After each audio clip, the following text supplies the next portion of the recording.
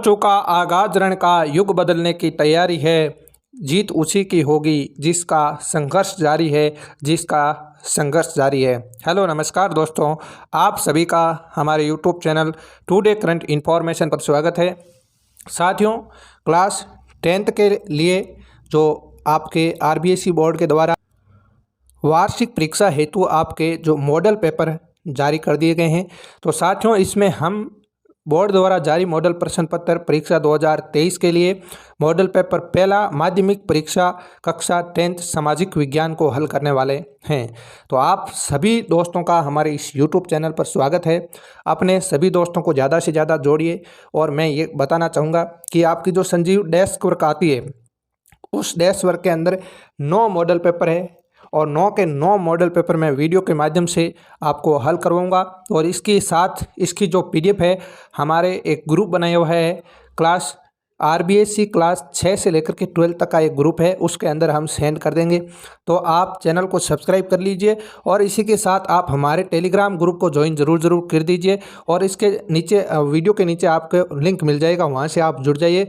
और आपको कोई भी डेस्क वर्क खरीद कर लाने की ज़रूरत नहीं है। एक डेस्क वर्क के 90 रुपये लगते हैं और 90 रुपये मेरे को एक को लग चुके हैं, तो मेरे हज़ारों साथियों को है नहीं लगना चाहिए। उनकी पीडीएफ मिल जाएगी, उनके वीडियो मिल जाएंगे, तो फिर आपको लाने की कहाँ ज़रूरत है। ठीक है साथियों, तो इसी के साथ इम्पोर्टेंट प्रश्नों का भी हम जिक्र करेंगे और आप सामाजिक विज्ञान के अंदर पूरे में से पूरे नंबर कैसे लाएं, इसके बारे में संपूर्ण मोटिवेशनल वीडियो के साथ हम पढ़ेंगे। तो सभी साथी ज़रूर जुड़ जाएं। आपको सबसे बेहतरीन तरीके से, सरलतम तरीके से हर एक प्रश्न को समझाया जाएगा। तो साथियों, गणेश जी भगवान की आप अरदास करके, माँ सरस्वती की अरदास करके इस वीडियो को हम शुरू करते हैं। तो पहला प्रश्न है हमारा साथियों, नॉर्मल सी आप देख सकते हो, आपकी जो परीक्षाओं के बारे में है। आपका जो टाइम टेबल है 3 घंटे 15 मिनट का होगा और कुल पेपर है वो 80 नंबर का होगा।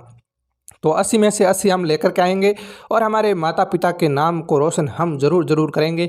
ये हमारा वादा है, ये हमारा एक संकल्प है और इस संकल्प के साथ हम आज इतनी अच्छी तैयारी करेंगे। आगामी 3 महीनों के अंदर बोर्ड के अंदर जो भी पेपर आएगा उसकी खोपड़ी के अंदर छेद हम करेंगे, हमारी मेहनत करेगी। तो साथियों, पहला सवाल है हमारा, इसके अंदर जो निम्न प्रश्नों के उत्तर को सही विकल्प चयन कर उत्तर पुस्तिका में लिखिए। इस प्रकार से आपके 12 प्रश्न आएंगे। और पहला सवाल है, गांधी इरविन समझौता कब होता है? तो गांधी इरविन समझौता आपके 5 मार्च 1931 को होता है। ठीक है साथियों। दूसरा सवाल है, हिंद स्वराज पुस्तक के लेखक कौन है? तो हिंद स्वराज पुस्तक के लेखक है वो महात्मा गांधी है। परीक्षा के दृष्टि से इम्पोर्टेंट सवाल है। ठीक है साथियों। नेक्स्ट है तीसरा सवाल, विश्वव्यापी आर्थिक मंदी की शुरुआत हुई थी तो कब होती है? 1929 के अंदर है और विश्वव्यापी आर्थिक मंदी की शुरुआत होती है। नेक्स्ट है सवाल संख्या 4, भारत का पहला लोहा एवं इस्पात संयंत्र कहाँ स्थापित किया गया है? तो जमशेदपुर के अंदर स्थापित किया गया है। कहाँ पर? जमशेदपुर के अंदर स्थापित किया गया है। और आपसे मेरा सवाल है कि जमशेदपुर भारत के किस राज्य के अंदर स्थित है? आप कमेंट बॉक्स के इसका आंसर ज़रूर देवें। और ये जमशेदपुर है आपके मानचित्र के अंदर देखने को मिलेगा कहीं। ठीक है, तो मानचित्र की दृष्टि से इम्पोर्टेंट है, वहाँ आपको परीक्षा के अंदर पूछा जा सकता है। सवाल संख्या 5 है हमारा, बंगाल गजट पत्रिका का संपादन किसने किया था? तो इसका राइट आंसर है गंगाधर भट्टाचार्य। किसने किया था? गंगाधर भट्टाचार्य ने किया था। ठीक है साथियों। तो इसकी ट्रिक है, जैसे बंगाल के ऊपर ये बिंदी है और गंगा के ऊपर भी बिंदी है, तो बंगाल गजट और गंगाधर भट्टाचार्य याद रह जाएगा। ऑप्शन के अंदर आपको कहीं भी बिंदी नहीं दिख रही है, तो आप इस प्रकार से इसको ट्रिक वाइज याद भी कर सकते हो। नेक्स्ट है सवाल संख्या हमारा 6, भारत में कौन सी दलीय व्यवस्था है? तो भारत के अंदर साथियों बहुदलीय व्यवस्था है। कौन सी व्यवस्था है? बहुदलीय व्यवस्था है।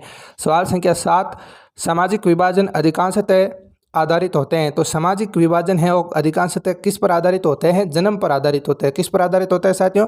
जन्म पर आधारित होते हैं। नेक्स्ट है सवाल संख्या 8, कम्युनिस्ट पार्टी की विशेषता क्या है? तो इसका राइट आंसर होगा, जो कम्युनिस्ट पार्टी है आर्थिक सुधार अपनाती है पर राजनीतिक सत्ता पर एकाधिकार बनाए रखती है। आर्थिक सुधार अपनाकर राजनीतिक सत्ता पर एकाधिकार बनाए रखती है। कौन सी पार्टी? Communist party. नेक्स्ट है सवाल संख्या 9, उपभोक्ता का मूल कारण है? तो उपभोक्ता का मूल कारण है अशिक्षा। क्या है? अशिक्षा इसका मूल कारण है। सवाल संख्या 10वां, ग्रामीण क्षेत्र में कर्ज की आवश्यकता मुख्यतः किस लिए होती है? तो फसल उद्योगों के लिए है, वो ग्रामीण क्षेत्रों में कर्ज की आवश्यकता होती है। सवाल संख्या 11 है, हमारी एल्युमिनियम परगलन उद्योग निम्न में से किस कच्चे माल के रूप में आपके प्रयोग करता है? तो बॉक्साइट। इसका राइट आंसर क्या हो जाएगा?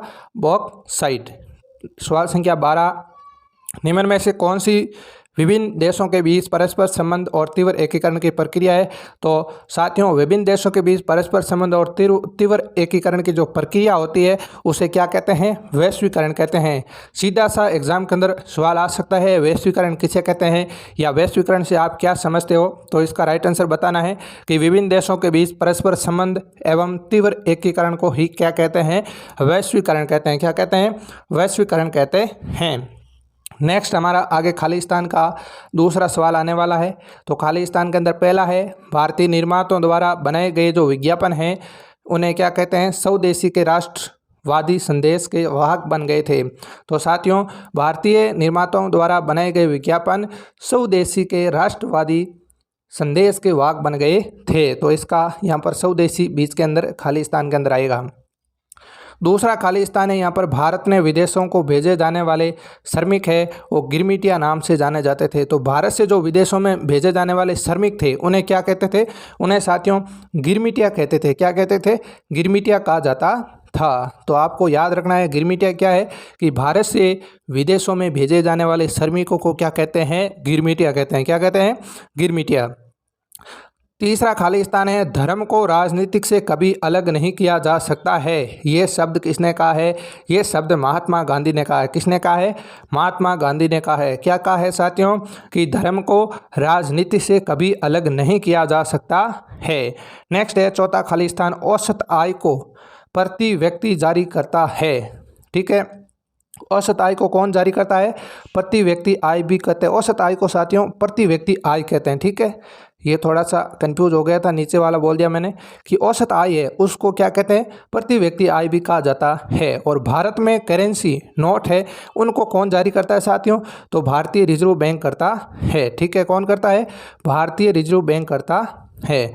नेक्स्ट है अंतिम खालिस्तान हमारा, भारत में प्रति वर्ष दिसंबर में राष्ट्रीय उपभोक्ता दिवस मनाया जाता है। कब मनाया जाता है साथियों? तो भारत के अंदर है प्रति वर्ष 24 दिसंबर को क्या मनाया जाता है? राष्ट्रीय उपभोक्ता दिवस मनाया जाता है। तो ये इम्पोर्टेंट है, सभी याद रखने हैं। बार बार वीडियो को सुनना है तो आपको अच्छी तरीके से याद हो जाएंगे हर एक चीज़। नेक्स्ट है सवाल संख्या हमारा, इसके अंदर पहला है, आपको सरल भाषा के अंदर अति लघुत्रात्मक प्रश्न दिए गए हैं, उनको एक लाइन के अंदर उत्तर देना है। पहला सवाल है साथियों, 1880 के दशक में उच्च जाति की नारियों को दयनीय दशा के बारे में लिखने वाली महाराष्ट्र की 2 महिलाओं के नाम लिखिए। तो इसका राइट आंसर होगा साथियों ताराबाई शिंदे और पंडित रमाबाई। ठीक है, तो पंडित रमाबाई तो आपको याद रखना है, याद रह भी जाएगा, लेकिन ताराबाई शिंदे को भी साथ में याद रखना है कि 1880 के दशक में उच्च जाति की नारियों की दयनीय दशा के बारे में जो लिखने वाली आपके महाराष्ट्र की 2 महिलाओं के नाम लिखिए। तो ताराबाई शिंदे और पंडित रमाबाई।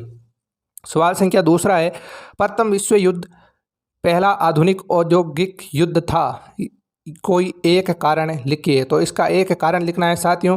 तो राइट आंसर है इसके अंदर प्रथम विश्व युद्ध पहला आधुनिक औद्योगिक युद्ध था, क्योंकि इसमें विश्व के सभी अग्रणी औद्योगिक राष्ट्र एक दूसरे के विरुद्ध है और संघर्षरत थे। ठीक है, तो ये इसका राइट आंसर है।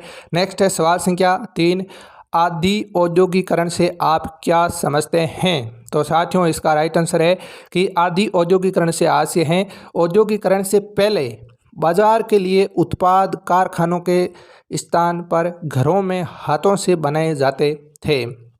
तो साथियों आदि औद्योगिकरण का अर्थ होता है जो पहले कोई भी उत्पाद बनाया जाता था वो उद्योगों से पहले कहाँ बनाया जाता था? घरों के अंदर बनाया जाता था। तो उसे ही हम क्या कहते हैं? आदि औद्योगिकरण कहते हैं। और अब औद्योगिकरण का मतलब है जो भी उत्पाद वर्तमान टाइम में तैयार हो रहा है वो कहाँ बन रहा है? उद्योगों के अंदर तैयार हो रहा है। उसे क्या कहते हैं, औद्योगिकरण। और उद्योगों से पहले हैं वो जो भी उत्पाद बनता था, जैसे आप दरिया मान सकते हो, और भी कुछ प्रकार की चीज़ें हैं वह घरों के अंदर तैयार हो जाती थी। घरों के सामान्य लोग, माताएं बहनें तैयार करती थी, तो उन्हें हम क्या कहते हैं, आदि औद्योगिकरण कहते हैं। नेक्स्ट है साथियों सवाल संख्या 4 कि जूट का क्या उपयोग है। तो इसका राइट आंसर है जूट का प्रयोग है वो बोरियां बनाने के लिए, चटाई बनाने के लिए, रस्सी बनाने के लिए, तंतु, धागे, गलीचे व दूसरी दस्तकारी वस्तुएं बनाने में किया जाता है। तो साथियों ये इसका राइट आंसर होगा, सिंपल सा आंसर है, आपको याद रह जाएगा। नेक्स्ट है सवाल संख्या 5, आपके अनुसार बाढ़ रोकने का एक उपाय लिखिए। तो बाढ़ को कैसे रोक सकते हैं साथियों, तो सिंपल सा आपको याद रह जाएगा कि बांध बनाकर बाढ़ को रोका जा सकता है। कैसे साथियों, बांध बनाकर बाढ़ को है रोका जा सकता है। नेक्स्ट है सवाल संख्या नंबर 6, व्यापार किसे कहते हैं।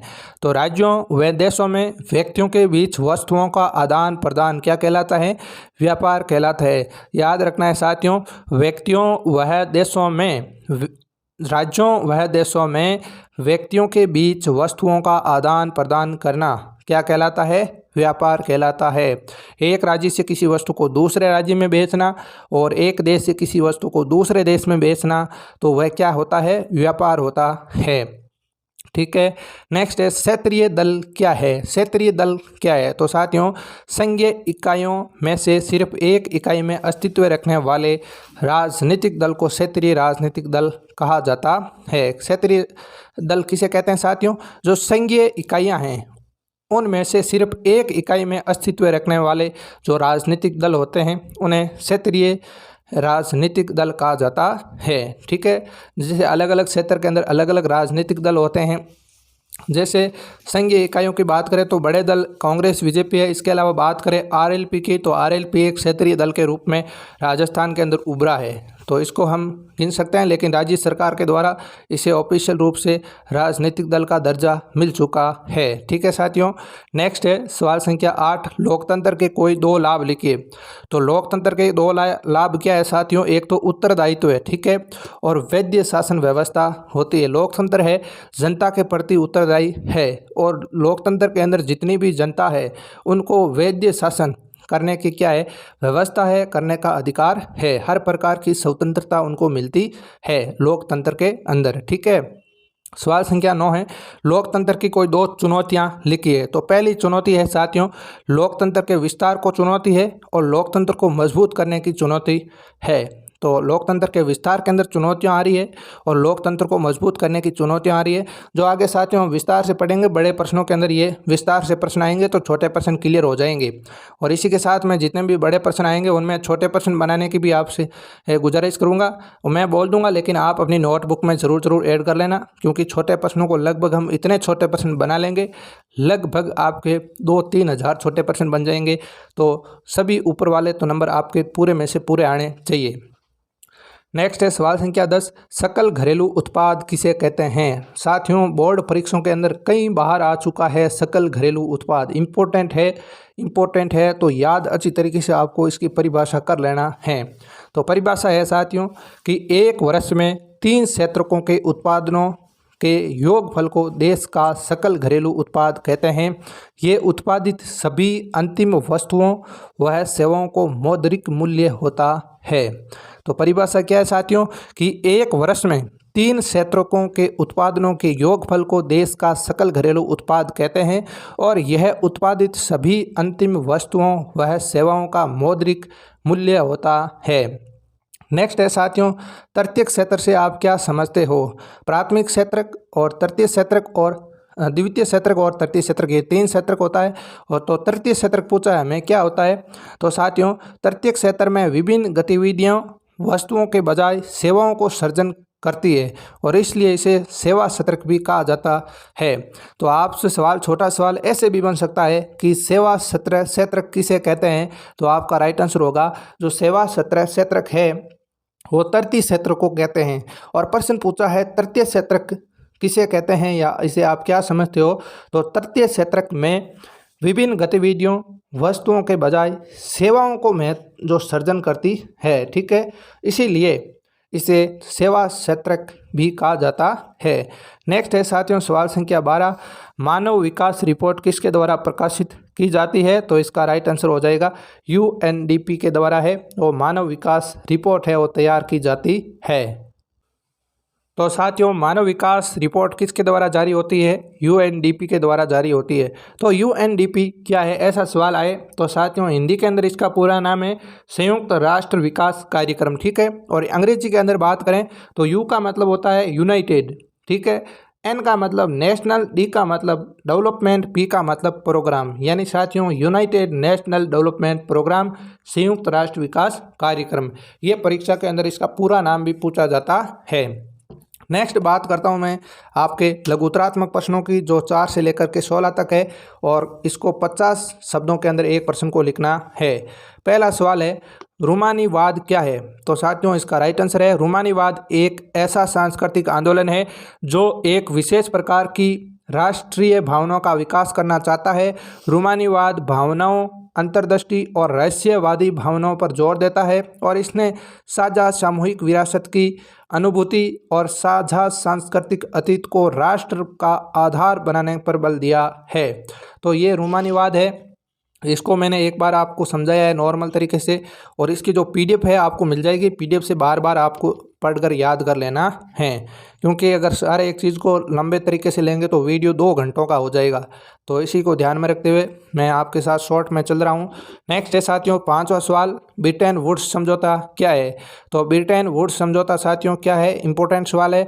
तो 2 विश्व युद्धों के मध्य अंतर्राष्ट्रीय आर्थिक व्यवस्था को सुनिश्चित करना, औद्योगिक विश्व में आर्थिक स्थिरता एवं पूर्ण रोजगार को बनाए रखने हेतु जुलाई 1944 में अमेरिका स्थित न्यू हैम्पशायर के ब्रिटेन वुड्स नामक स्थान पर संयुक्त राष्ट्र मौद्रिक एवं वित्तीय सम्मेलन में जो सहमति बनी थी उसे ही ब्रिटेन वुड्स समझौता कहा जाता है।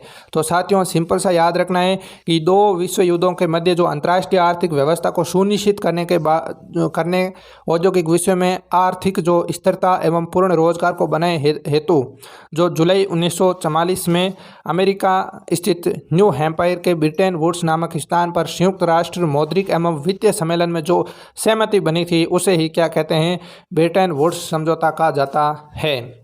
नेक्स्ट मैं बात करता हूँ सवाल संख्या 6 की। सवाल संख्या 6 है साथियों विभेद्य जातियाँ क्या है? कोई 2 उदाहरण दीजिए।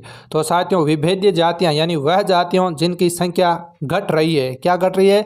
वह जातियाँ जिसकी संख्या घट रही है सुभेद्य जातियाँ कहलाती है। तो सिंपल सी परिभाषा आपको याद रखनी है, वह जातियाँ जिनकी संख्या घट रही है उन्हें क्या कहते हैं? सुभेद्य जातियाँ कहते हैं। और यदि इनकी संख्या पर विपरीत प्रभाव डालने वाली परिस्थितियां नहीं बदली जाती तो इनकी संख्या घटती और इसके साथ घटती रहती है और यह संकटग्रस्त जातियों की श्रेणी में शामिल हो जाएगी। भेड़ जैसे नीली भेड़, एशियाई हाथी हो गया और इसके प्रमुख उदाहरण हैं, ठीक है। नीली भेड़ हो गया, एशियाई हाथी हो गया, तो उन्हें क्या कहा जाता है साथियों? आपके सुभेद्य जातियां कहते हैं। नेक्स्ट है सवाल संख्या 7, बहुउद्देशीय परियोजना के 2 लाभ लिखिए। इंपॉर्टेंट सवाल है साथियों, पूछा 100% परीक्षाओं के अंदर आएगा। नेक्स्ट है बहुउद्देशीय परियोजना के लिए 2 लाभ बताने। तो पहला है इनसे खेती का निर्बाध गति से जलापूर्ति होने से समय पर फसलों की सिंचाई होती है और कृषि उत्पादन बढ़ता है। कृषि उत्पादन बढ़ने से किसानों की आय में वृद्धि होती है।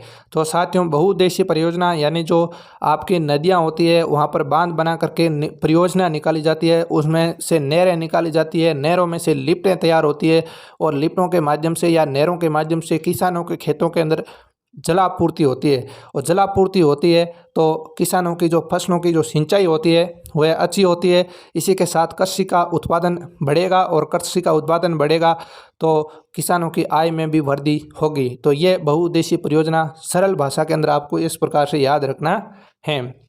दूसरा याद रखना है इनसे उद्योगों को ऊर्जा मिलती है और जिससे औद्योगिक उत्पादन बढ़ता है। तो साथियों जैसे ही खेती के अंदर विकास होता है, खेती अच्छी होती है, किसानों की आय बढ़ती है। खेती अच्छी होती है तो खेती के द्वारा जो कच्चा माल होता है, अन्य अपशिष्ट होते हैं, वो उद्योगों के अंदर जाता है। तो उद्योगों को भी इससे क्या मिलती है? ऊर्जा मिलती है। तो औद्योगिकी उत्पादक भी इसके अंदर बढ़ता है। सवाल संख्या 8 है साथियों रबी और खरीफ फसल किसे कहते हैं? तो साथियों रबी की फसल किसे कहते हैं? जिन फसलों की बुआई अक्टूबर से दिसंबर के मध्य की जाती है तथा जिन्हें अप्रैल से जून माह के मध्य काट लिया जाता है तो उसे रबी की फसल कहते हैं। रबी की फसल कौन कौन सी है? गेहूँ, जौ, चना, मटर, सरसों प्रमुख रबी की फसलें हैं। यानी साथियों जिन फसलों को कब 10वें और 12वें महीने के अंदर क्या है बोया जाता है और कब काट लिया जाता है, चौथा और छठे महीने के अंदर काट लिया जाता है, तो उन्हें क्या कहते हैं? आपके रबी की फसलें कहते हैं। सिंपल भाषा के अंदर इसको आपको याद रख लेना है। वैसे यह तो आपको किसानी परिवार से जुड़े हुए तो याद रह जाएगा। नेक्स्ट है खरीफ की फसल क्या है? जो फसलें मानसून के आगमन के साथ ही जून जुलाई के महीनों में बोई जाती है और सितंबर अक्टूबर के अंदर है माह में काटी जाती है, उन्हें खरीफ की फसल कहते हैं। प्रमुख खरीफ की फसलें चावल हो गया, मक्का हो गया, ज्वार हो गया, बाजरा हो गया, दालें हो गई, आदि आदि। ठीक है, और भी आप लिख देना, लेकिन शब्द सीमा को ध्यान में रखना बहुत ज़रूरी है। सवाल संख्या 9 है साथियों, स्थानीय व अंतर्राष्ट्रीय व्यापार में अंतर स्पष्ट कीजिए। तो साथियों जब व्यापार एक देश के शहरों, कस्बों और गांवों में होता है तो वह स्थानीय व्यापार कहलाता है। कैसे साथियों? जब व्यापार एक देश के शहरों, कस्बों या गांवों में होता है तो वह स्थानीय व्यापार होता है। जैसे किसान के मान लो मूंगफली होती है 10 क्विंटल, ठीक है, तो 10 क्विंटल मूंगफली है और ग्रामीण स्थानीय व्यापारी आकर के उसको खरीद लेता है, तो कैसा व्यापार हो गया? स्थानीय व्यापार हो गया।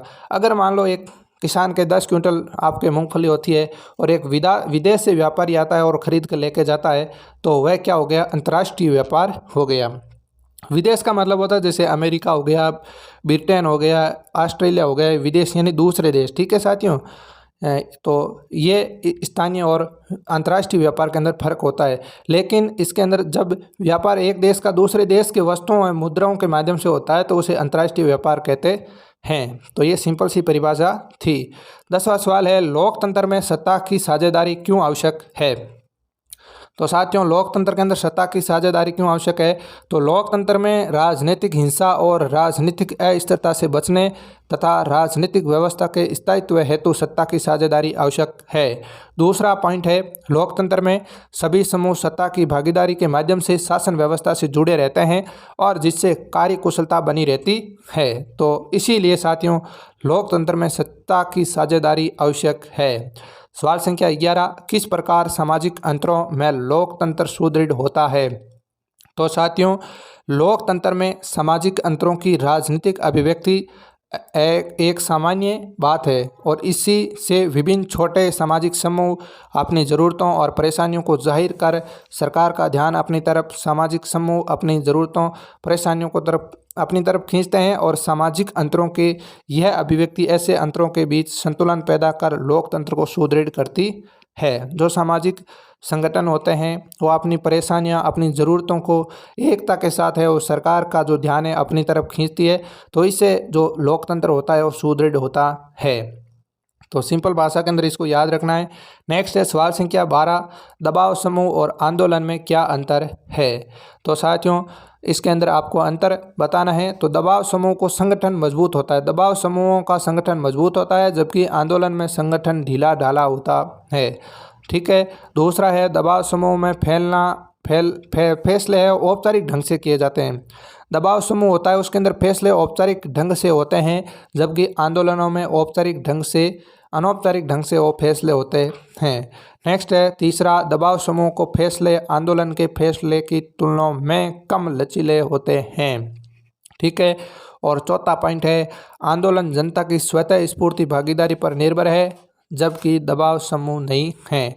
आंदोलन क्या है? जनता की स्वतः स्फूर्त भागीदारी पर निर्भर है, जबकि दबाव समूह नहीं है। तो इस प्रकार से आपको इनके अंदर अंतर याद करने हैं।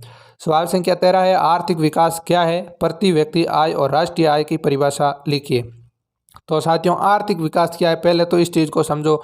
आर्थिक विकास का अभिप्राय लोगों के जीवन को पहले से बेहतर बनाना है। आर्थिक विकास का क्या अर्थ हो गया?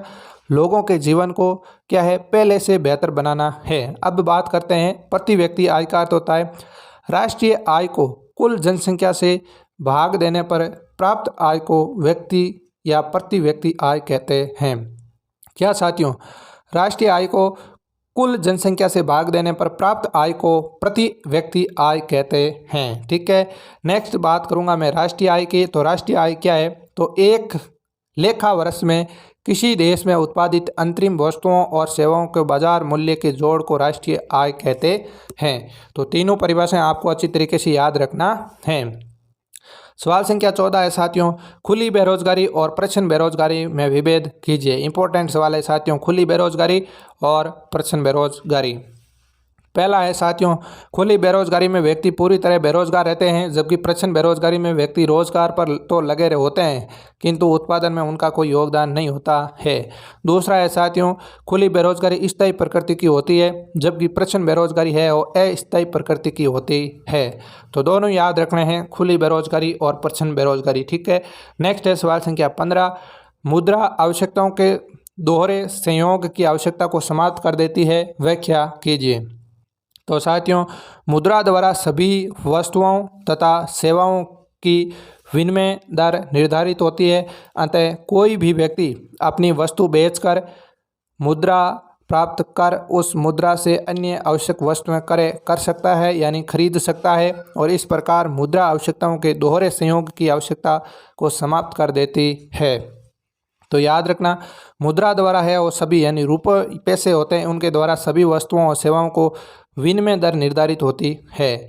और अतः कोई भी व्यक्ति है अपनी वस्तु बेचकर, जैसे आपके पास एक किताब है, उसको आपने 50 रुपये में बेचा और जो आपको 50 रुपये मिले हैं उसी मुद्रा के द्वारा कोई अन्य आवश्यक वस्तु आप खरीद सकते हो, और इस प्रकार की जो मुद्रा आवश्यकताओं के दोहरे संयोग की आवश्यकता को समाप्त कर देती है। तो ये इसका राइट आंसर है। नेक्स्ट है सवाल संख्या 16। यहाँ पर है आपका, उपभोक्ता अपनी एकजुटता का प्रदर्शन कैसे कर सकते हैं। तो साथियों, इसका राइट आंसर है, उपभोक्ता अपनी एकजुटता का प्रदर्शन कई प्रकार से कर सकते हैं। पहला है, वह किसी उपभोक्ता संगठन का निर्माण करके अपने अधिकारों के लिए लड़ सकते हैं। दूसरा है, वह अन्य उपभोक्ताओं को जागरूक बना सकते हैं। तीसरा है, वह किसी उत्पाद या कंपनी के खिलाफ भी एकजुट होकर प्रदर्शन कर सकते हैं। नेक्स्ट है, वह पहले से चले रहे जो उपभोक्ता संगठन से भी जुड़ सकते हैं। तो ये 4 महत्वपूर्ण कारण हैं, उनके द्वारा उपभोक्ता अपनी एकजुटता के द्वारा प्रदर्शन कर सकते हैं। ठीक है साथियों, नेक्स्ट अपन करेंगे दीर्घ उत्तरीय प्रश्नोत्तर, जो 17 से लेकर के 20 प्रश्नोत्तर तक है। तो इनकी जो शब्द सीमा रहने वाली है वो 100 शब्द सीमा रहेगी, और प्रत्येक प्रश्न 3 नंबर का होगा। तो आपको इन प्रश्नों को सही तरीके से हल करना है। विशेष तौर से एग्ज़ाम के अंदर शब्द सीमा की ध्यान रखना है, क्योंकि जो आपको समय मिलता है वो शब्द सीमा के अनुसार ही समय मिलता है, तो उसको थोड़ा ध्यान करके आपको चलना है। तो साथियों, 17वां सवाल है हमारा, उदारवादी राष्ट्रवाद की विशेषताएं लिखिए। तो साथियों, उदारवाद राष्ट्रवाद का अभिप्राय क्या है? व्यक्ति के लिए स्वतंत्रता तथा कानून के समान सबकी बराबरी है। ठीक है। और इनकी प्रमुख राजनीतिक व आर्थिक विशेषताएं निम्नलिखित है। तो पहले हम करेंगे राजनीतिक क्षेत्र में उदारवादी राष्ट्रवाद की विशेषताएं। तो पहली विशेषता है साथियों, राजनीतिक रूप से उदारवाद एक ऐसी सरकार पर जोर देता है जो सहमति से बनी हो। ठीक है। और दूसरा है, ये निरंकुश शासन और पादरी वर्ग के विशेष अधिकारों की समाप्ति, संविधान और संसदीय प्रतिनिधि सरकार का पक्षधर था। कौन? उदारवाद। कौन साथियों? उदारवाद। नेक्स्ट है तीसरा, और यह उदारवाद मत देने और चुने जाने का अधिकार केवल संपत्ति वाहन पुरुषों को ही देता है, और जबकि अब ऐसा नहीं है। अब लोकतंत्र के अंदर किसी को भी आप मत के द्वारा अपना प्रतिनिधि चुन सकते हो, लेकिन ये उदारवाद की बात आपको बताई जा रही है। नेक्स्ट है सवाल, आपके दूसरा ऑप्शन है, आर्थिक क्षेत्र के अंदर उदारवाद जो राष्ट्रवाद, यानी राष्ट्रवाद का अर्थ होता है साथियों देश प्रेम। क्या होता है? देश प्रेम। तो विशेषता बताइए।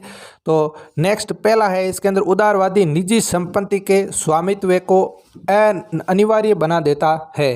तो उदारवाद है वो निजी संपत्ति की स्वामित्व को अनिवार्य बना देता है, और वस्तुओं और पूंजी के आयात निर्यात पर राज्य द्वारा लगाए गए नियंत्रणों को समाप्त करने पर बल देता है। कौन देता है? उदारवाद देता है। नेक्स्ट है सवाल संख्या 18 हमारा साथियों, संसाधन किसी भी विकास में महत्वपूर्ण भूमिका निभाते हैं। कोई 3 तर्क बताइए। तो साथियों, संसाधन मानवीय क्रियाओं का परिणाम है। संसाधन क्या है साथियों? हमारे पास आज घर है, मकान हैं, इसके अलावा रहने का कपड़े हो गए और ट्रैक्टर हो गए, ट्रॉली, वाहन, जितने भी हमारी संपत्ति है जिससे एक आम आदमी के जीवन जीने के लिए ज़रूरी है, अनिवार्य है, उनको ही हम क्या कहते हैं साथियों? संसाधन कहते हैं। ठीक है, तो संसाधन मानवीय क्रियाओं का परिणाम है। मानव स्वयं संसाधनों का महत्वपूर्ण हिस्सा है। वह पर्यावरण में पाए जाने वाले पदार्थों को संसाधनों में परिवर्तित करते हैं और उन्हें प्रयोग करते हैं और जिससे विकास संभव होता है। अतः संसाधन किसी भी विकास में महत्वपूर्ण भूमिका निभाते हैं, क्योंकि पहला है संसाधन मनुष्य के जीवन यापन के लिए अति आवश्यक है। ठीक है, उसके अलावा संसाधन जीवन की गुणवत्ता बनाए रखने के लिए भी महत्वपूर्ण है। नेक्स्ट है, तीसरा है मानव जीवन की गुणवत्ता और विश्व शांति बनाए रखने के लिए संसाधन का समाज में न्याय संगत बंटवारा आवश्यक है। तो संसाधन यानी किसी व्यक्ति के पास एक ट्रैक्टर है, एक ट्रॉली है, तो उससे जो जितनी भी आय होती है वो अपना घर परिवार चलाता है। इसके अलावा ठीक आय हो जाती है। और दूसरा व्यक्ति है जिसके पास एक ट्रक है या 5 ट्रक है, तो वो थोड़ी उस व्यक्ति की आय थोड़ी क्या है, बढ़ जाती है। यानी जितने अच्छे संसाधन होंगे, जितने बड़े संसाधन होंगे, उतना ही व्यक्ति का या मनुष्य का जीवन है वो सरल होगा, अच्छा होगा। ठीक है, तो ये सिंपल भाषा के अंदर हर एक आपको चीज़ को समझना है, रटना नहीं है। रटोगे तो परीक्षा के अंदर अच्छी तरीके से उत्तर नहीं लिख पाओगे। समझ समझ कर उत्तर लिखो। राइटिंग सुधारने पर ज़्यादा से ज़्यादा बल दो, क्योंकि आपका लगभग 40% रोल इस परीक्षा के अंदर राइटिंग का होता है। अगर राइटिंग अच्छी है तो नंबर अच्छे मिलेंगे। सवाल संख्या 19 है साथियों, भारत में राजनीति में जाति और जाति के अंदर राजनीतिक है, क्या आप इस कथन से सहमत हैं? कोई 3 तर्क दीजिए। तो साथियों हाँ, हम इस कथन से सहमत है कि भारत में राजनीतिक में जाति और जाति के अंदर राजनीतिक है, क्योंकि पहला है चुनाव क्षेत्र के उम्मीदवारों का चुनाव राजनीतिक दल जातियों की संख्या के हिसाब से होते हैं। ठीक है, नेक्स्ट है दूसरा, जो सरकार को गठन में राजनीतिक दल इस बात को ध्यान में रखते हैं कि उसमें विभिन्न जातियों के लोगों को उचित स्थान मिले। ठीक है, नेक्स्ट है तीसरा, भारत में जाति के अंदर भी राजनीतिक पाई जाती है, क्योंकि देश के किसी भी एक संसदीय चुनाव क्षेत्र में किसी एक जाति के लोगों का बहुमत नहीं है। दूसरे कोई भी पार्टी किसी एक व्यक्ति के लोगों का वोट हासिल नहीं कर सकती है और एक ही जाति के लोग अक्सर अलग अलग पार्टियों को वोट भी देते हैं। तो राजनीति के अंदर जातिवाद का जो योगदान है वो बहुत ज़्यादा है। ठीक है, यानी राजनीति के अंदर कोई मान लो जाट हो गए, अलग अलग राज्य हैं, जैसे मेघवाल हो गए, राजपूत हो गए, जितनी भी अलग अलग जातियां हैं, जो उनका क्षेत्र है और उनके क्षेत्र के अंदर उनका ही जो प्रतिनिधि होता है वो विजय होता है। तो राजनीति के साथ निश्चित रूप से जातिवाद जुड़ा हुआ है। तो इस प्रकार से आपको इसको लिख लेना है। सवाल संख्या नेक्स्ट है 20वां, वैश्वीकरण से आप क्या समझते हैं और इसे संभव बनाने वाले कारक क्या है? वैश्वीकरण इंपॉर्टेंट है परीक्षा की दृष्टि से साथियों, आ सकता है एग्जाम के अंदर। तो वैश्वीकरण का अर्थ क्या होता है, इसकी परिभाषा क्या होता है, या प्रश्न पूछेगा इससे आप क्या समझते हो। तो कई बार साथियों ऐसा होता है प्रश्न आपको आता है लेकिन आप उस प्रश्न को नहीं समझ पाते हो। जैसे मैं आगे बताऊंगा, एक प्रश्न आता है वैश्वीकरण के दोष बताइए। ठीक है, और उसी प्रश्न को आपको मान लो आ रहा है वह प्रश्न, और वही प्रश्न एग्जामिनर चेंज करेगा कैसे, वैश्वीकरण की कोई 2 सीमाएं लिखिए। तो सीमा का मतलब ही साथियों दोष होता है। तो इस प्रकार से आपको प्रश्न समझना बहुत ज़रूरी है। तो मैं हर एक चीज़ को आपको परीक्षा तक एक्सपर्ट कर दूंगा और आप परीक्षा देने ऐसे जाओगे जैसे कोई शेर जा रहा है, और शेर हमेशा जहाँ भी जाता है वह जीत कर आता है। और आप भी एक अपने माता पिता के लिए शेर हो और शेर बनकर के जाना है, क्योंकि हर परीक्षा को क्या है, जीतने के लिए शेर बनना पड़ेगा। नहीं तो आगे आपके जो भी आगे बनना चाहते हो, आपके लक्ष्य हैं बड़े बड़े, उनको हासिल करना चाहते हो, तो पढ़ाई करना बहुत ज़रूरी है। ज़रूरी के साथ ही स्मार्ट पढ़ाई करना आपको आना चाहिए। तो साथियों, वैश्वीकरण की हम परिभाषा पर चर्चा कर रहे हैं। तो विभिन्न देशों के बीच परस्पर संबंध और तीव्र एकीकरण की जो प्रक्रिया को हम वैश्वीकरण कहते हैं। इसमें विश्व के विभिन्न देशों के बाजार एक बाजार के समान कार्य करते हैं। और वैश्वीकरण को संभव बनाने वाले कारक कौन कौन से हैं?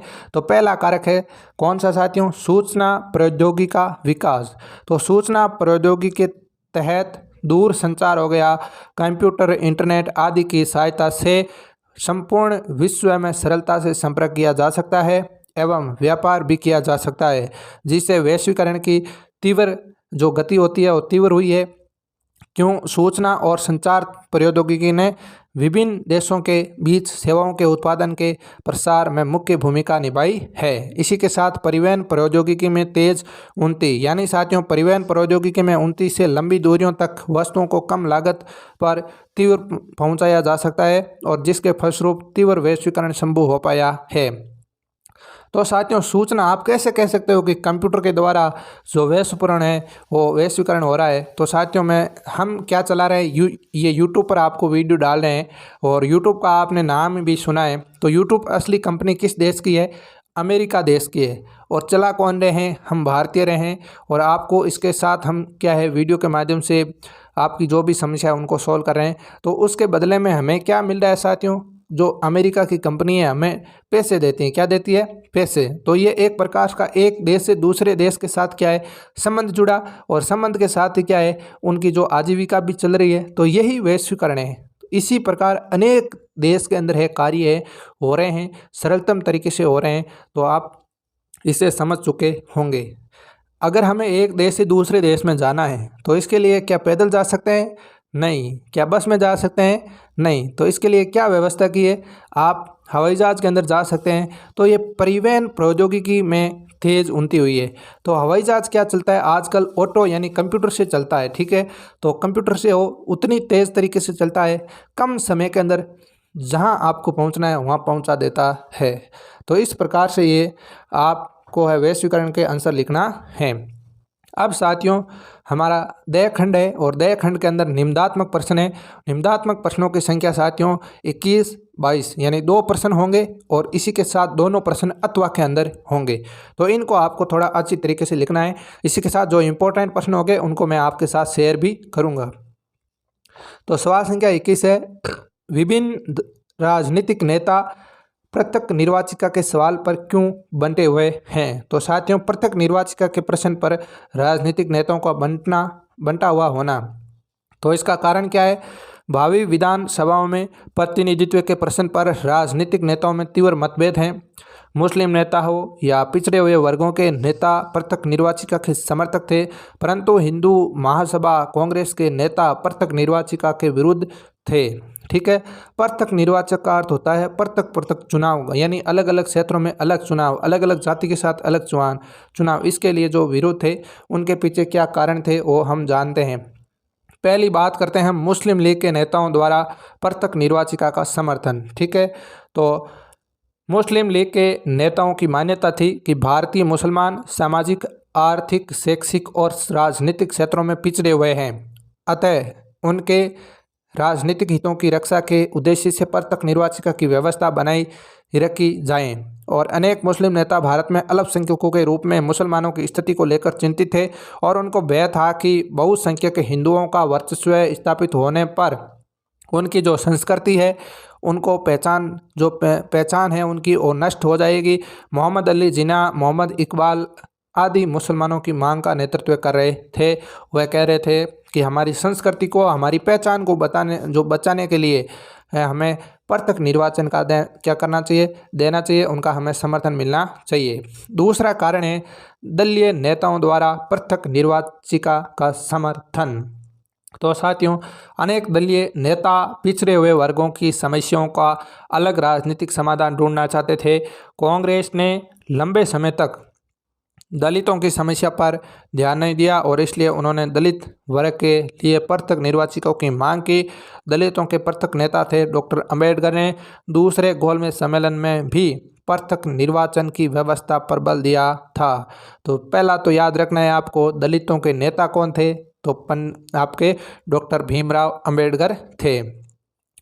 नेक्स्ट है तीसरा, कांग्रेस के नेताओं द्वारा पृथक निर्वाचिका का विरोध। तो कांग्रेस के नेता है राष्ट्रीय एकता के प्रबल समर्थक थे और अगर पृथक निर्वाचक करेंगे तो हमारी जो राष्ट्रीय एकता है वो टूट जाएगी, देश अलग अलग भागों में, अलग अलग प्रांतों में बंट जाएगा, इसीलिए वह ऐसा करना नहीं चाहते थे। तो साथियों कांग्रेस के नेता है, राष्ट्रीय एकता के प्रबल समर्थक थे। वह संपूर्ण भारत को एकता के सूत्र में बांधे रखना चाहते थे और उनकी मान्यता थी कि पृथक निर्वाचक की व्यवस्था को बनाए रखने से भी विभिन्न जो संप्रदाय है, जो समुदाय है, ईर्ष्या द्वेष की भावना बढ़ेगी और राष्ट्रीय एकता को आघात पहुंचेगा। चौथा है, हिंदू महासभा के नेताओं द्वारा पृथक निर्वाचिका का विरोध किया गया और उन्होंने कहा है कि 1928 में आयोजित किए गए एक सर्वदलीय सम्मेलन में हिंदू महासभा के नेता M.R. जेकर ने पृथक निर्वाचिका का विरोध किया था। तो ये प्रश्न था आपके पृथक निर्वाचन को लेकर के। नेक्स्ट अथवा के अंदर है, शहरों से चलकर असहयोग आंदोलन किस प्रकार देहात में भी फैल गया। यानी देहात का अर्थ होता है ग्रामीण क्षेत्रों के अंदर, गांव ढाणी तक कैसे असहयोग आंदोलन है वो पहुंच गया था। तो साथियों इसका राइट आंसर है कि शहरों से चलकर असहयोग आंदोलन देहात में भी फैल गया। युद्ध के बाद देश के विभिन्न भागों में चले किसानों और आदिवासियों के लिए संघर्ष भी इस आंदोलन में समा गए थे। तो पहला कारण है किसान संघर्ष को असहयोग आंदोलन में शामिल करना। जितने भी किसान संघर्ष को असहयोग आंदोलन में शामिल, जून 1920 में जवाहरलाल नेहरू ने अवध के गांवों को दौरा किया और गांव वालों से बातचीत की और उनकी जो व्यथा समझने का प्रयास किया। अक्टूबर तक जवाहरलाल नेहरू, बाबा रामचंद्र तथा कुछ अन्य लोगों के नेतृत्व में अवध किसान सभा का गठन किया गया और महीने भर में इस पूरे क्षेत्र में गांवों को संगठन की से 300 से ज़्यादा शाखाएं बन गई थी। अगले वर्ष जब असहयोग आंदोलन शुरू हुआ तो कांग्रेस ने अवध के किसान संघर्ष को क्या कर लिया था, इस आंदोलन में शामिल करने का प्रयास किया। इसी प्रकार दूसरा है यहाँ पर देहात से गाँव आंदोलन का स्वरूप कैसे बना। तो यहाँ पर किसानों के असहयोग आंदोलन में ऐसे स्वरूप विकसित हुए जिनसे कांग्रेस का नेतृत्व खुश नहीं था। तो पहला कारण है यहाँ पर 1921 में देहात में जब आंदोलन फैला तो तालुकदारों और व्यापारियों के मकानों पर हमले होने लगे, बाजारों में लूटपाट होने लगी, अनाज के गोदामों पर कब्जा कर लिया गया था। दूसरा है यहाँ पर जो बहुत सारे स्थानों को स्थानीय नेता किसानों को समझा रहे थे कि गांधी जी ने ऐलान कर दिया है कि अब कोई लगान नहीं भरेगा और ज़मीन गरीबों से बांट दी जाएगी और इस तरह महात्मा गांधी का नाम लेकर लोग अपनी सारी कार्रवाई और आकांक्षाओं को सही ठहरा रहे थे। और तीसरा बताया है कि आदिवासी किसानों ने महात्मा गांधी के संदेश और स्वराज के विचारों को कुछ और भी मतलब निकाला और 1920 के दशक में शुरुआत में ही वहाँ गुरिल्ला आंदोलन फैला और गुंडे विद्रोहियों ने पुलिस थानों पर हमले किए, ब्रिटिश अधिकारियों को मारने की कोशिश की गई। स्वराज प्राप्ति के लिए गुरिल्ला युद्ध चलते रहे। ठीक है, गुरिल्ला युद्ध क्या है, जो स्थानीय युद्ध होते हैं उनको गुरिल्ला युद्ध कहते हैं। इसके अलावा आगे आपके प्रश्न भी आएगा, वहाँ हम विस्तार से जानेंगे। तो साथियों 22वां सवाल है, संघवाद क्या है और इसकी विशेषता क्या है। इंपॉर्टेंट सवाल है साथियों परीक्षा की दृष्टि से। तो संघीय व्यवस्था या संघीय शासन व्यवस्था क्या है। तो साथियों संघीय शासन व्यवस्था में सर्वोच्च सत्ता केंद्रीय प्राधिकार और उसकी विभिन्न अनुषंगिक इकाइयों के बीच बंटी होती है। ठीक है, और इसमें आमतौर पर 2 स्तर पर सरकारें होती है। इसमें एक सरकार पूरे देश के लिए होती है और जिसमें राष्ट्रीय महत्व के विषय होते हैं, और दूसरे स्तर पर राज्य या प्रांतों की सरकारें होती है जो स्थानीय महत्व के विषय में कामकाज देखती है। और सत्ता के इन 2 स्तरों की सरकारें अपने अपने स्तर पर स्वतंत्र होकर कार्य करती है। तो उसे ही क्या कहते हैं साथियों, संघवाद कहते हैं। संघवाद का यानी सत्ताओं को अलग अलग भागों के अंदर बंटवारा होना चाहिए, यानी सत्ता का बंटवारा ही क्या है, संघवाद है। नेक्स्ट हम बात करते हैं आपके सत्ता जो संघवाद की विशेषताएं क्या क्या है। पहला तो विशेषता है सरकार के 2 स्तर। तो संघीय शासन व्यवस्था में सरकार 2 और अधिक स्तरों वाली होती है। दूसरा है अलग अलग अधिकार क्षेत्र। संघीय शासन व्यवस्था में अलग अलग स्तर की सरकारें एक ही नागरिक समूह पर शासन करती है, लेकिन कानून बनाने, कर वसूलने और प्रशासन का उनका अपना अपना अधिकार क्षेत्र होता है। तीसरी होती है संवैधानिक मान्यता, यानी विभिन्न स्तर की सरकारों के बीच अधिकार क्षेत्र संविधान में स्पष्ट रूप से वर्णित होते हैं और इसीलिए संघीय शासन व्यवस्था में संविधान सरकार के हर स्तर के अस्तित्व और उनकी शक्तियों का अधिकारों की गारंटी व सुरक्षा देता है। केंद्रीय सरकार प्रांतों की सरकारों को कुछ खास करने का आदेश दे सकती है, ठीक है। और राज्य सरकारें अपने कार्यों के लिए केंद्रीय सरकार के प्रति जवाबदाही नहीं होती है, और ये दोनों ही सरकारें अपने अपने स्तर पर लोगों के प्रति जवाबदाही होती है। चौथा यहाँ पर जो संघीय शासन व्यवस्था की विशेषता है वो मौलिक प्रावधान है, पांचवी न्यायालय की श्रोता, छठी वित्तीय स्वायत्तता और सातवीं है दोहरा उद्देश्य। ठीक है, तो मौलिक प्रावधान का अर्थ होता है संघीय शासन व्यवस्था में संविधान के मौलिक प्रावधानों को किसी एक स्तर की सरकार अकेले नहीं बदल सकती है। ऐसे बदलाव दोनों स्तरों की सरकारों की सहमति से बदल सकते हैं। और पांचवा है न्यायालय की स्वतंत्रता, यानी न्यायालय सर्वोच्च है, स्वतंत्र है। तो संघीय शासन व्यवस्था में न्यायालयों की संविधान तथा विभिन्न जो स्तर की सरकारें के अधिकारों की व्याख्या करने का अधिकार है, और इन सरकारों के बीच अधिकारों को लेकर उठने वाले विवादों को निपटाने में सर्वोच्च न्यायालय निर्णायक भूमिका निभाता है।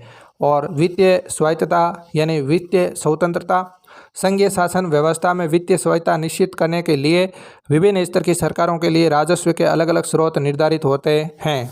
और दोहरा उद्देश्य, संघीय शासन व्यवस्था के दोहरे उद्देश्य हैं। पहला तो है साथियों देश की एकता को सुरक्षा करना और उसे बढ़ावा देना, और दूसरा है क्षेत्रीय विविधताओं को पूरा सम्मान करना।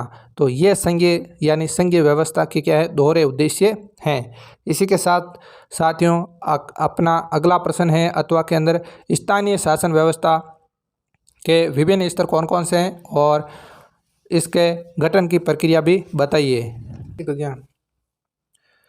तो भारत में ग्राम स्तर पर स्थानीय शासन व्यवस्था, तो साथियों भारत में गांवों के स्तर पर विद्यमान स्थानीय शासन व्यवस्था को पंचायती राज के नाम से जाना जाता है। और पंचायती राज व्यवस्था त्रिस्तरीय है और इनके तीनों स्तरों को गठन निम्न प्रकार से किया गया है। पहला स्तर है साथियों यहाँ पर क्या है, जो ग्राम स्तर पर ग्राम पंचायत होती है। आप सभी को पता है, निश्चित रूप से आप गांवों के अंदर रहते हो या शहरों के अंदर रहते हो तो आपको इतना सा पता होगा कि गांव स्तर पर ग्राम पंचायत होती है।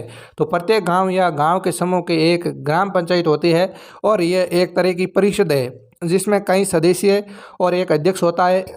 सदस्य वार्डों से चुने जाते हैं और जो उन्हें पंच कहा जाता है, और अध्यक्ष को क्या कहा जाता है, सरपंच कहा जाता है। और सरपंच का चुनाव गांव में रहने वाले सभी वयस्क लोग मतदान के जरिए करते हैं। तो वयस्क लोग यानी एक व्यक्ति भारतीय होने के नाते कितने वर्ष का होता है तब जाकर के उसे वोट देने का अधिकार मिलता है। तो इसका साथियों राइट आंसर है, कमेंट बॉक्स के माध्यम से कमेंट करके ज़रूर बताएं। ठीक है, नेक्स्ट है ये पूरे पंचायत क्षेत्र के लिए फैसला लेने वाली संस्था है कौन, ग्राम पंचायत। ठीक है, और पंचायतों का काम ग्राम सभा की देखरेख में चलता है। गांवों के सभी मतदाता इसके सदस्य होते हैं। ग्राम पंचायत का बजट पास करने और उसे कामकाज की समीक्षा के लिए ग्राम सभा को साल में कम से कम 2 या 3 बार बैठकें करनी आवश्यक होती है, यानी अनिवार्य होती है। ठीक है, नेक्स्ट हम बात करते हैं ब्लॉक स्तर पर क्या होती है साथियों, पंचायत समिति होती है। क्या होती है, पंचायत समिति। तो कई ग्राम पंचायतों को मिलाकर पंचायत समिति का गठन किया जाता है, और इससे मंडल या ब्लॉक या प्रखंड स्तरीय पंचायत भी कहते हैं।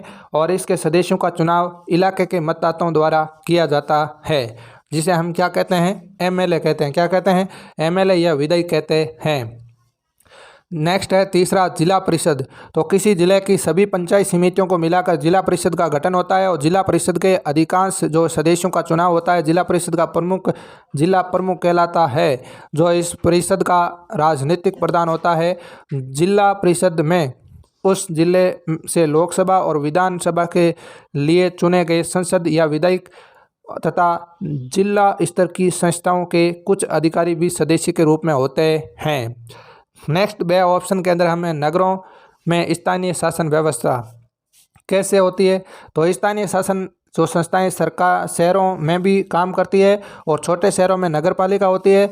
मध्यम दर्जे के शहरों में नगर परिषद होती है। बड़े शहरों में नगर निगम का गठन होता है। तीनों का कामकाज निर्वाचित प्रतिनिधि करते हैं। नगर पालिका का प्रमुख नगर पालिका के राजनीतिक प्रधान होते हैं। नगर परिषद के प्रमुख सभापति कहलाते हैं। इनको ध्यान रखना साथियों।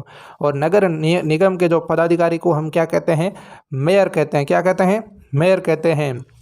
स्थानीय सरकारों को संवैधानिक दर्जा दिए जाने से लोकतंत्र की जो जड़ें हैं वो मजबूत हुई है, और महिलाओं के आरक्षण से लोकतंत्र की है उनकी भागीदारी बढ़ती है। तो साथियों ये आपके जो मॉडल प्रश्न था ये कंप्लीट होता है। इसी के साथ ये मानचित्र का प्रश्न है, तो मानचित्र के अंदर हम देख लेते हैं थोड़ा। तो गांधीनगर किसके अंदर है? गुजरात के अंदर है, और वडोदरा भी गुजरात में। राउतभाटा राजस्थान के चित्तौड़गढ़ जिले के अंदर स्थित है ये राउतभाटा, ठीक है ना। नेक्स्ट हमारा इसके अंदर है, आगे दिया गया है ये तूतीकोरिन, ये कहाँ है? तमिलनाडु के अंदर है। आगे दूसरा यहाँ पर दिया गया है मानचित्र आपको, ब्यावर कहाँ है? ब्यावर अजमेर के अंदर है। अमरकंटक मध्य प्रदेश के अंदर, ये कहाँ है साथियों?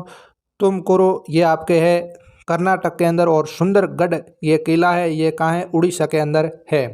तो साथियों ये आपका क्लास 10th का सामाजिक विषय का पहला मॉडल पेपर है, वो संपूर्ण हमने हल कर दिया है। ये आपको कैसा लगा है? अगर अच्छा लगा है तो साथियों अच्छा सा कमेंट जरूर कीजिए। और इसी के साथ अगर आपको ये पूरे 9 के 9 मॉडल पेपर हल करवाने हैं तो आप कमेंट करके हमें ज़रूर बताएं। इसकी PDF है, हमारा एक टेलीग्राम ग्रुप है RBSC क्लास 6 से लेकर के 12th के नाम से है, तो उससे आप ज्वाइन जरूर कीजिए। उसमें हम इसको शेयर कर देंगे, आपको PDF के माध्यम से आप पढ़ सकते हो। तो साथियों इस वीडियो को अपने सभी साथियों के साथ शेयर जरूर करना, और चैनल पर नए हो तो चैनल को सब्सक्राइब जरूर करना। जितना आपका अच्छा सपोर्ट होगा हम आपके साथ उतनी ही तैयारियों के साथ उतनी ही आपको अच्छी तैयारी करवाएंगे। तो सभी दोस्त हैं, साथीगण हैं, और दिल से हमारे साथ जुड़िए, और हम आपको परीक्षाओं तक इम्पोर्टेंट चीज़ें शेयर करेंगे। क्योंकि अब की बार हर सरकारी स्कूल हो प्राइवेट हो उसके अंदर टीचरों की बहुत कमी है, अच्छे टीचर नहीं मिले हैं। क्योंकि राजस्थान के अंदर रीट की परीक्षाएं हैं, उनकी जो भी तैयारियों में लगे लोग हैं, वैसे मैं भी रीट के अंदर लगा हुआ हूं, फिर भी आपको समय निकाल करके आपकी तैयारियां ऑनलाइन माध्यम से करवा रहा हूं। तो ये आपके लिए और मेरे लिए बहुत ही अच्छी बात है। तो साथियों आज के लिए इतना ही, मिलते हैं अगले मॉडल पेपर के साथ अगले सेशन में। तब तक के लिए धन्यवाद। जय हिंद, जय भारत।